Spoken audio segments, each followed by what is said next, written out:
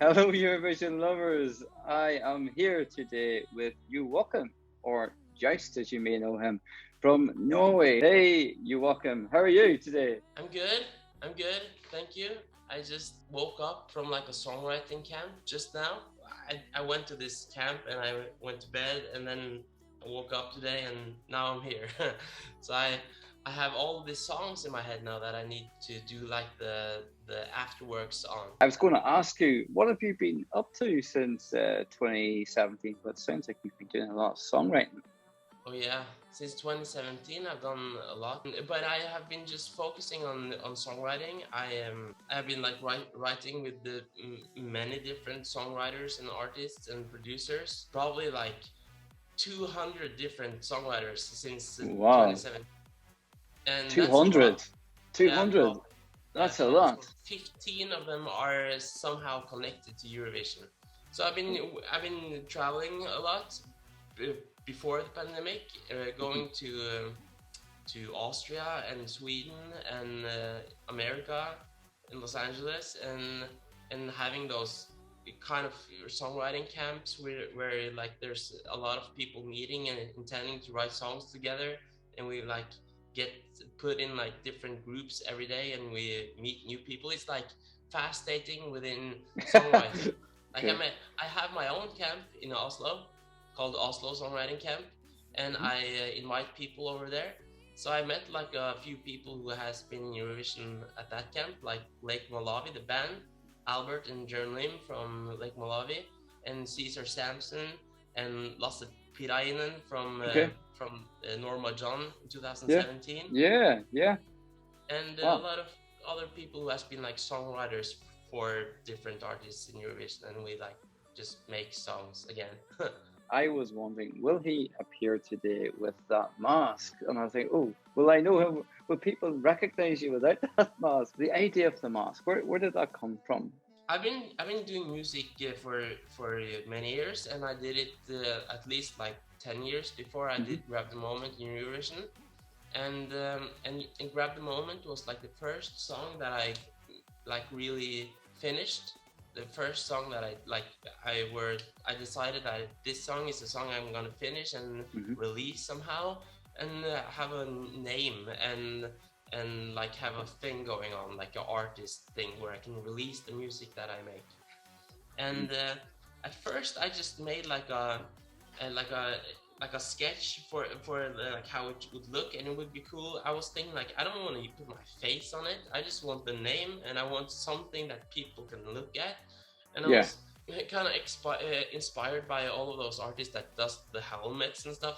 Like Daft Mm, Punk with their helmet, mm, and the Dead Mouse with a big yeah. Mickey Mouse helmet, and you have Slipknot who has like those masks and looking like horror movies, and like Lordi from Lordy. Hmm. Finland, and there's many cool like artist projects that has some kind of illusions, some like a thing you see that is not a face. I'm supposed to just do a casual release and release that with some kind of painting on the cover art and just not think too hard about it. But then Melody Grand Prix, the Eurovision thing in Norway, wanted me to come with that song and participate, and I had to just figure out what I was supposed to do on the stage. And the problem was that I was supposed to get a child, a daughter, at as about the same day as Wow. Yeah. the, Great. Yeah. the Yeah. contest were going on, and so the mask was also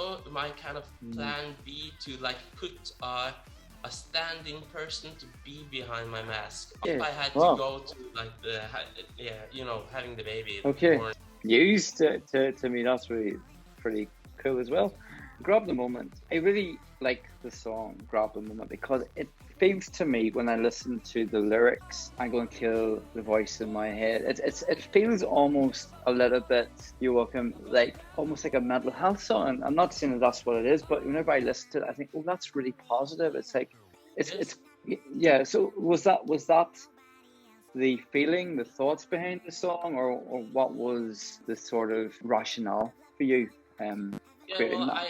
I've always had like when I make songs for myself, I've always had the approach to songwriting as I don't want the song to be just about love, I love you, or I miss you, or I have this one feeling. Yeah. Because I feel like I've heard those songs so many times before, and I felt like not making one more of those. I've made one of those or more, but around that time I worked with this guy called Jonas MacDonald, who is also Irish as you. He wrote the main part of the song just based on what I wanted him to do, and based on how the instrumental sounded, the beginning of the project. And so when he started the song, I really enjoyed the fact that he was talking about those things that song is talking about, like, and grab the moment is a very positive thing. So if you only say, I'm gonna kill that voice in my head, I'm gonna grab the moment, and like everything is gonna be good, that's cool to have in the song, but it's more like meaningful or like impactful if it's together with something that is not that positive. So like talking about the hard parts, like is sitting alone and like trying to be social with people in a corner on their laptop. That's like hidden in the verse. People thinking bad thoughts about me, and like I'm feeling not good. And when you like mention all of those things, and then you say, well, I'm gonna kill that voice in my head, and I don't care if I fall, and I'm just gonna grab the moment. And I thought that was nice. Yeah, me too. And like I say, it resonates for me, and I know for other people as well. You mentioned a really interesting thing there, you Joakim, and you said that did NRK approach you to compete in Melody Grand Prix, or did you send your song in? Just maybe you said, oh, they had contacted me. I did send the song. I did send the song to them. Because it was like this Facebook advertisement thing that they had. They said like, the Melody Grand Prix song selection is opened. You can send your song and blah blah blah. And then I saw that, and I was working with the song, and I thought like, that'd be fun if I show them the song and they want it. I'm not gonna do that thing anyways, but it would be nice, like a nice approval stamp that they want the song. So when he called and said that he wanted me to participate, I said no. I talked to my label, and they said, yeah, you should definitely do that, and so I did that. Just grab the moment. You did grab the moment, and you brought in Aleksander then as the vocalist for that song. We've also released 2 songs together after Grab the Moment. A song called That Feeling and Into the Wild. And we have been making a couple of songs that has not been released as well. What was your experience at Eurovision in 2017 like? We had a nice time. I had a really nice time like meeting everybody, like got to know more artists than any artist ever do in Eurovision. But I felt like I needed to be social and like expand the network, get to know people, probably like work with them later and stuff like that. So I did that, and I got to know a lot of people, and I've also released songs with the different artists from that year, like Manel and Christian Kostov, Brandon Murray, who lives in your country. Yeah, of course, yeah. We made a song together. That sounds nice, but it's not finished yet. Obviously, in Sweden, Eurovision is massive. Melody Festivalen goes on for like 6 weeks. I know Melody Grand Prix in Norway goes on for a long time as well. Would you say Eurovision is very, very popular in Norway? It's not that popular during the season when Eurovision is not happening. It's like a cool concept, but it's also a little bit fun. So it's not that serious, kind of. But people look like everybody sees it on TV somehow, or hears the songs and stuff like that. It's the biggest music show that is on TV, and it's not cool.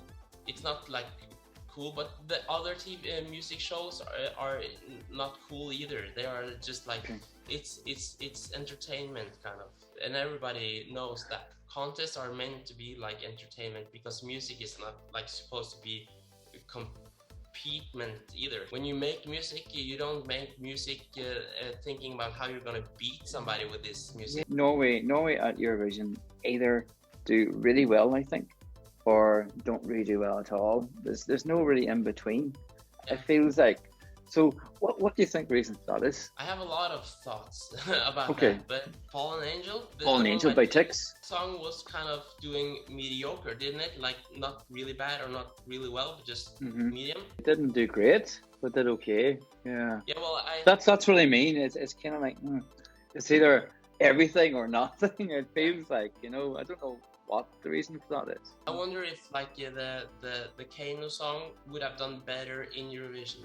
It may have, but I think I watched the MGP and I didn't know Tix before watching the MGP. I thought, there's something nice about this. There's something lovely about this. It's nice, but I think like the Norwegian TV channel is mainly working towards getting people to get excited about MGP. And they are not like trying on every step of the way to win Eurovision. It seems like that's not their goal. Okay. I think also for Sweden in Melodifestivalen, I don't think that their goal is to win Eurovision every time. I think it's like their goal is to try to have as many people watch Melodifestivalen as possible. Grab the Moment did okay in Eurovision. I'm pretty sure that Grab the Moment was the number 11 in Norway for the TV channel. I'm pretty sure that they had every artist lined out and somebody said, no, I'm not going to do it anyways. And then they called me like last minute. So if they would have been like trying to figure out who's gonna go to Eurovision as their main priority, they would call me first because I had the winning song.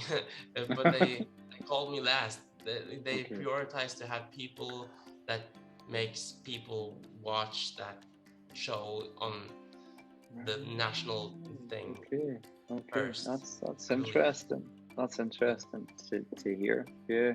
I feel like that's like a really nice thing about having those what is called like international juries going to their national final, because that's helping them to decide who's gonna like potentially win Eurovision instead of who's gonna win MGP.